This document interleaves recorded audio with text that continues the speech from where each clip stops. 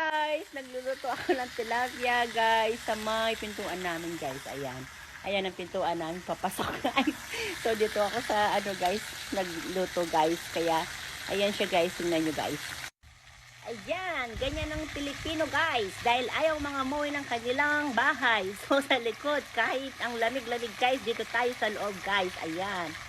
Ayan siya, ang ating tilapia guys. At magsasawsaw tayo ng bagoong isda at saka sa amin is alubede. At saka nag-boil na rin ako ng kamanyang, sitaw at saka okra. Ayan. So, antayin natin guys. Ayan guys, at binaligtad ko na siya guys. So, ayan siya guys, at luto na guys, at tatanggalin na natin guys, at kakain na tayo guys. Ayan na ang ating fried tilapia with okra and sitaw. Ayan. So, kain na tayo guys. Tara guys.